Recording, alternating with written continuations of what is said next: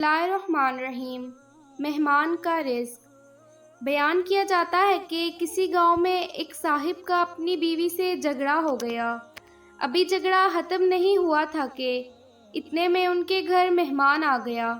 خاوند نے اسے اپنی بیٹھک میں بٹھا دیا اور بیوی سے کہا کہ فلاں رشتہ دار مہمان آیا ہے، اس کے لیے کھانا بنا لو۔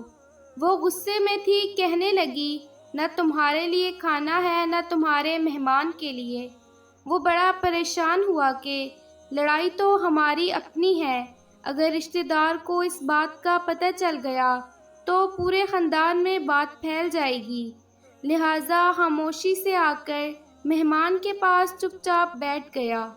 اتنے میں اسے خیال آ گیا کہ چلو بیوی اگر روٹی نہیں پکاتی تو سامنے والے ہمارے ہمسائے بہت ہی اچھے لوگ ہیں، میں انہیں ایک مہمان کا کھانا پکانے کے لیے کہہ دیتا ہوں۔ چنانچہ وہ ان کے پاس گیا اور کہنے لگا کہ بیوی کی طبیعت آج کچھ خراب ہے، لہٰذا آپ ہمارے مہمان کے لیے کھانے کا انتظام کر دیں۔ انہوں نے کہا ٹھیک ہے۔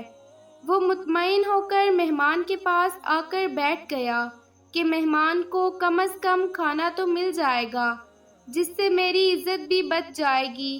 تھوڑی دیر کے بعد مہمان نے کہا کہ ذرا ٹھنڈا پانی تو لا دیجیے۔ وہ اٹھ کر گھڑے کا پانی لانے گیا، اندر گیا تو دیکھتا ہے کہ بیوی زاروں قطار رو رہی۔ وہ بڑا حیران ہوا اور کہنے لگا کیا بات ہے؟ اس نے پہلے سے بھی زیادہ رونا شروع کر دیا۔ کہنے لگی بس مجھے معاف کر دیں۔ اس کے خاوند نے کہا کہ بتاؤ تو صحیح، آخر تمہارے رونے کی وجہ کیا ہے؟ تم ایسے کیوں رو رہی ہو؟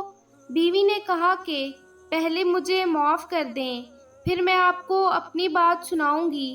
خیر، اس نے کہہ دیا کہ جو لڑائی جھگڑا ہوا ہے میں نے وہ دل سے نکال دیا ہے اور تمہیں معاف کر دیا ہے۔ پھر وہ کہنے لگی کہ جب آپ نے آ کر مہمان کے بارے میں بتایا اور میں نے کہہ دیا کہ نہ تمہارے لیے کچھ پکے گا اور نہ ہی تمہارے مہمان کے لیے کچھ پکے گا تو آپ چلے گئے، مگر میں نے دل میں سوچا کہ لڑائی تو میری ہے اور آپ کی ہے، اور یہ مہمان رشتہ دار ہے، ہمیں اس کے سامنے اپنے جھگڑے کی پول نہیں کھولنی چاہیے۔ چنانچہ میں اٹھی کہ کھانا بناتی ہوں۔ جب میں باورچی خانے میں گئی تو میں نے دیکھا کہ جس بوری میں ہمارا آٹا پڑا ہوتا ہے، ایک سفید لباس والا شخص اس بوری سے آٹا نکال رہا ہے۔ میں یہ منظر دیکھ کر سہم سی گئی۔ وہ مجھے کہنے لگا کہ اے خاتون، پریشان نہ ہو، یہ تمہارے مہمان کا حصہ تھا جو تمہارے آٹے میں شامل تھا۔ اب چونکہ یہ ہمسائے کے گھر میں پکنا ہے، اسی لیے وہی آٹا لینے کے لیے میں یہاں آیا ہوں۔ اس واقعے سے ثابت ہوتا ہے کہ مہمان بعد میں آتا ہے، جبکہ اللہ تعالیٰ اس کا رزق پہلے بھیج دیتا ہے۔ امید ہے کہ آپ کو یہ ویڈیو پسند آئی ہوگی۔ اس ویڈیو کو سوشل میڈیا پر اپنے دوستوں کے ساتھ شیئر کیجیے گا اور کمنٹس کی صورت میں اپنی رائے ضرور بتائیے گا۔ اپنا اور گرد و نواح کے تمام لوگوں کا بہت خیال رکھیے گا۔ اللہ حافظ۔